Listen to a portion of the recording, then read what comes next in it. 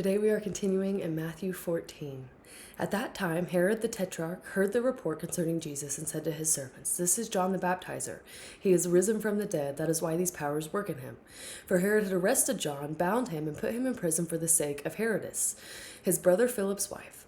For John said to him, "It is not lawful for you to have her." When he would have put him to death, he feared the multitude because they counted him as a prophet. But when Herod's birthday came, the daughter danced among them and pleased Herod. Therefore he promised with an oath to give her whatever she should ask. She, being prompted by her mother, said, "Give me here on a platter the head of John the Baptizer." The king was grieved for the sake of his oaths, and those who sat at the table with him. He commanded it to be given. And he sent and beheaded John in the prison.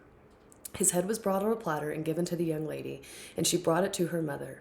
His disciples came, took the body, and buried it, and then they went and told Jesus. Now when Jesus heard this, he withdrew from there in a boat to a deserted place apart. When the multitudes heard it, they followed him on foot from the cities. Jesus went out, and he saw a great multitude. He had compassion on them and healed their sick. When evening had come, his disciples came to him, saying, "This place is deserted, and the hour is already late. Send the multitudes away, that they may go into the villages to buy themselves food." But Jesus said to them, "They don't need to go away. Give them something to eat." They told him, "We only have here 5 loaves and 2 fish." He said, "Bring them here to me." He commanded the multitudes to sit down on the grass, and he took the 5 loaves and the 2 fish, and looking up to the heavens, he blessed, broke, and gave the loaves to the disciples, and the disciples gave to the multitudes. They all ate and were filled. They took up 12 baskets full, of which remained left over from the broken pieces. Those who ate were about 5,000 men, in addition to women and children.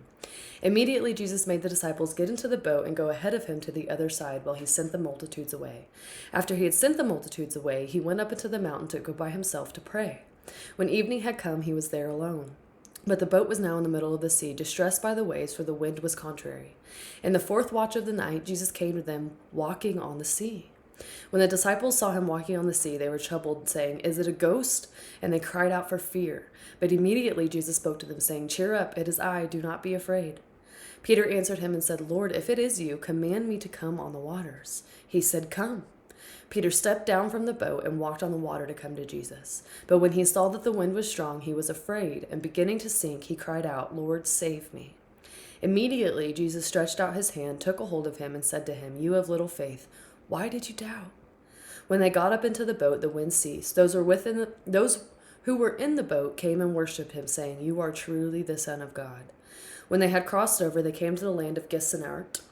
When the people of that place recognized him, they sent into all that surrounding region and brought him all those who were sick.